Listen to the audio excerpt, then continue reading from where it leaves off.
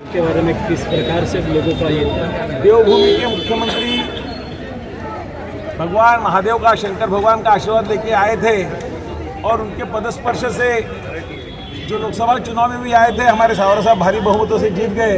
वैसा आशीर्वाद हमें पुनः देने के लिए आए थे। आज अभी हाल निकल गए, तो आशीर्वाद हमें दिया और निश्चित रूप से भारतीय जनता पार्टी महायुति या नालासोपारा, वसई और बोईसर तीनों विधानसभा भारी बहुमतों से जीती। नालासोपारा का क्या लगता है, कैसा राजकीय समीकरण है? नालासोपारा में भारतीय जनता पार्टी महायुति 1 लाख से भी ज़्यादा उपस्थिति थी।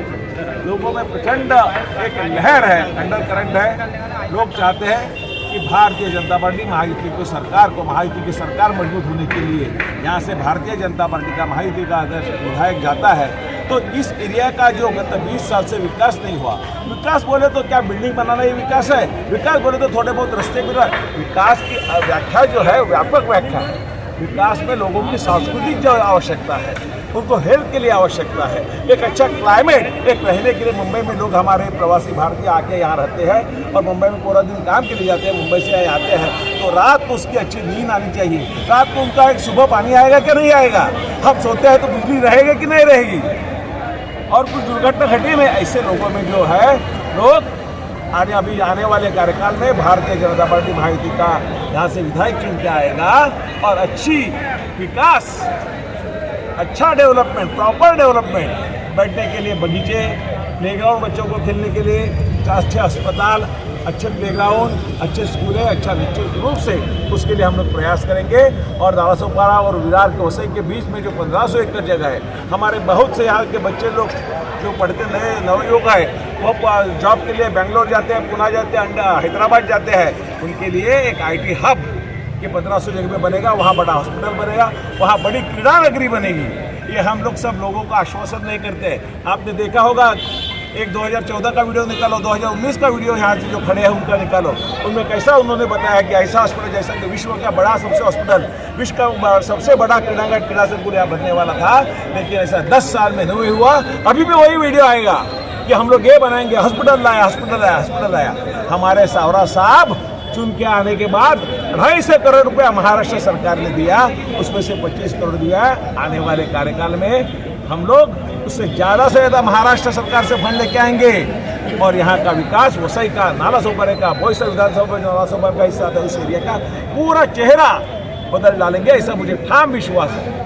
तो हाथ जोड़कर आप सबका स्वागत करता हूँ, आप सबका अभिनंदन करता हूँ। आप लोगों का प्रेम, उत्साह और स्नेह देखकर ऐसा लग रहा है कि जैसे मैं आज एक किसी चुनावी सभा में नहीं आया हूँ। मुझे ऐसा लग रहा है कि मैं अपने परिवार के लोगों के बीच में आया हूँ, अपने घर में आया हूँ।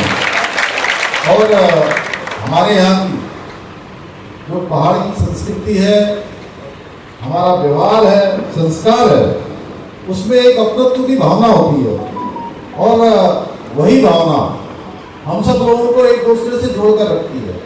आज मैं प्रातःकाल हवाई अड्डे पर उतरा, वहीं से उन्होंने वहाँ पर तिलक लगाया, मेरा स्वागत किया अपने पारंपरिक परिधानों में आकर। निश्चित रूप से मेरी ऊर्जा को बढ़ाने का काम किया। मेरे अंदर एक नई शक्ति आप सबने नई शक्ति देने का काम किया है। यहाँ भी मैं देख रहा हूँ, देखिए बहन जी, घर तक पहुँचाना है। ये बताने की आवश्यकता नहीं है कि आप सब यहाँ आए। तो एक बात तो मैं दावे के साथ कह सकता हूँ आप दोनों लोगों से, अब मेरे मन में कोई संदेह नहीं है कि नालासोपारा विधानसभा और वसई विधानसभा में इस बार कमल खेलने वाला है और भारी मतों से विजय होने वाली है। हम सब जानते हैं कि हमारे प्रधानमंत्री मोदी जी के नेतृत्व में देश किस तेजी से आगे बढ़ा है, किसी से छुपा हुआ नहीं है। आज पूरे विश्व के अंदर भारत की ताकत बढ़ी है, भारत की वैश्विक पहचान बढ़ी है। 2014 के बाद पूरी दुनिया के अंदर भारत का मान सम्मान बढ़ा है। आज पूरी दुनिया भारत को एक अलग दृष्टि से देखती है। आज भारत दुनिया का नेतृत्व करने वाला भारत बन रहा है। भारत दुनिया को दिशा देने वाला भारत बन रहा है। आज दुनिया के अंदर कोई घटना होती है तो पूरी दुनिया भारत के रुख का इंतजार करती है। भाइयों बहनों, हमने देखा कि पहले विकास की धीमी गति से होता था, या भ्रष्टाचार में पूरी तरह से सरकार जो है पूरी तरह से संलिप्त होती थी। कोई दिन ऐसा नहीं होता था 2014 से पहले कि किसी न किसी दिन कोई भ्रष्टाचार का मामला, किसी घोटाले का मामला हमारे सामने ना आता हो। लेकिन मोदी जी के बनने के बाद एक भी दिन ऐसा नहीं हुआ कि कोई भ्रष्टाचार का मामला आया, कोई घोटाला आया हो। बंबई के अंदर, महाराष्ट्र के अंदर 11 ट्रेनें चलाई जा रही हैं। वहीं दूसरी तरफ अहमदाबाद मुंबई बुलेट ट्रेन का काम भी तेजी से चल रहा है।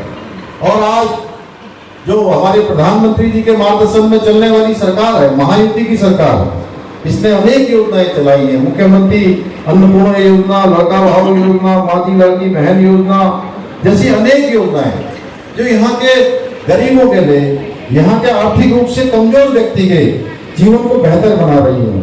भाइयों बहनों, अगर मैं मुंबई की बात करूं तो एनडीए और जो भाजपा की सरकार है, इसने विकास के मामलों में अनेक नए कीर्तिमान स्थापित किए, अनेक काम किए हैं। एक कार्यशैली बनाई है। मुंबई में चारों ओर भूमिगत ट्रेनों का विस्तार किया जा रहा है।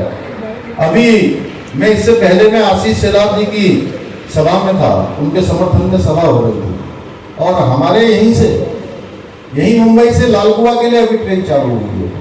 और निश्चित रूप से उस ट्रेन के चालू होने से पूरे पार्टी के दोनों उम्मीदवारों को जिताना है। और जो यहाँ पिता पुत्र की एक परिवारवादी पार्टी है, इस पार्टी से दूरी बनाने के साथ ही आप भूत, भ्रष्टाचारी, सनातन विरोधी और महिला विरोधी जो कांग्रेस पार्टी है, उस कांग्रेस पार्टी से भी आपको सतर्क करने के लिए आया हूं। भाइयों बहनों, एक तरफ आज हमारे प्रधानमंत्री मोदी जी के नेतृत्व में महिलाओं के लिए 33% का आरक्षण देश की संसद में, देश की विधानसभाओं में सुनिश्चित किया गया है। बिल लाकर महिला शक्ति बंधन विधेयक पास करके, वहीं दूसरी तरफ जो अघाड़ी गठबंधन के नेता हैं, ये लगातार महिलाओं को गालियां दे रहे हैं, महिलाओं का अपमान कर रहे हैं। और हमारे शास्त्रों में कहा गया है, यत्र नार्यस्तु पूज्यन्ते तत्र रमन्त देवता, यानी जहाँ नारियों का सम्मान होता है वहाँ देवताओं का वास होता है। और ये लोग देखिए किस प्रकार से उपवास उड़ा रहे। इनकी ये जो अभद्र भाषा है, इनकी जो ये महिला विरोधी इनकी जो बात है, जो नीति है, इनकी मानसिकता है, वो दिखाती है कि ये कैसे महिला विरोधी लोगों को, महाराष्ट्र की माताएं बहन है, ये समय आ गया है। इस बार मुंबई के लोग, महाराष्ट्र के लोग ये महिला विरोधी लोगों को सबक सिखाएंगे। ये वही कांग्रेस है जिसने हमेशा सनातन का विरोध किया है। आप सबको याद होगा कि इनके नेता कैसे कहते थे कि ये सनातन मलेरिया है, सनातन वायरल फीवर है, सनातन डेंगू है। इस प्रकार से सनातन की परिभाषा लोगों के सामने माखा उड़ाते थे। भाइयों बहनों, ये वही लोग हैं जिन्होंने सुप्रीम कोर्ट में कहा कि राम काल्पनिक नहीं है, राम जो है काल्पनिक है, राम सेतु काल्पनिक है, राम मंदिर न बने, उसके लिए उन्होंने सारे जतन किए। लगातार सुप्रीम कोर्ट में लगातार उसमें जो है आपत्तियां लगाने का काम किया। और कांग्रेस एक वर्ग का वोट लेने के लिए इतने नीचे गिर गई कि हम 500 सालों से जिसके लिए संघर्ष कर रहे थे, हम प्रतीक्षा कर रहे थे, लाखों लोगों ने जिसके लिए अपने प्राणों का बलिदान दे दिया, संघर्ष कर दिया कि जहां भगवान राम पैदा हुए थे वहां पर मंदिर बनना चाहिए। भाई बहनों, जब उस राम मंदिर का जो है वहां पर प्राण प्रतिष्ठा का कार्यक्रम हो रहे थे, भगवान राम जब अपने महल में आ रहे थे, उस कार्यक्रम का इनको न्योता भेजा जाता है, इनको निमंत्रण भेजा गया। लेकिन ये जानते हो, उस निमंत्रण भेजने के बाद भी भगवान राम की प्राण प्रतिष्ठा के कार्यक्रम में क्यों नहीं आए? इसलिए नहीं आए, इनको लगता था कि अगर ये चले गए तो एक विशेष वोट बैंक जो है इनका, वो इनसे नाराज हो जाएगा। भाइयों बहनों, इनको एक बड़े बहुसंख्यक वर्ग की चिंता नहीं थी कि वो हमसे नाराज हो जाएगा, इसलिए उन्होंने उस न्योते को भी ठुकरा दिया। भाइयों बहनों, आज हम अगर मैं शिवसेना की बात करूं तो शिवसेना के संस्थापक स्वर्गीय बाला साहब ठाकरे जी ने राम मंदिर निर्माण के आंदोलनों में हमेशा बढ़ चढ़कर भाग लिया। वो राम मंदिर के पक्षधर थे कि वहां पर राम मंदिर बनना चाहिए। लेकिन उनके पुत्र ने उस कांग्रेस के साथ हाथ मिला लिया जो राम मंदिर की हमेशा से विरोधी रहे। हमेशा जिसने राम मंदिर का विरोध किया है। आपको याद होगा औरंगाबाद का नाम संभाजी नगर करना तय हुआ तब तुष्टिकरण के लिए कि वही वो एक वोट बैंक फिर से नाराज न हो जाए। वोट बैंक की राजनीति के चक्कर में अघाड़ी लोगों ने इसका भी विरोध किया। भाइयों बहनों, ये सनातन विरोधी, ये महिला विरोधी लोगों को इस बार ये समय आ गया है, जड़ से उखाड़ फेंकना है। अभी अभी हरियाणा का चुनाव हुआ है, हरियाणा में भी लोग कह रहे थे कि इस बार यहाँ कांग्रेस आ जाए।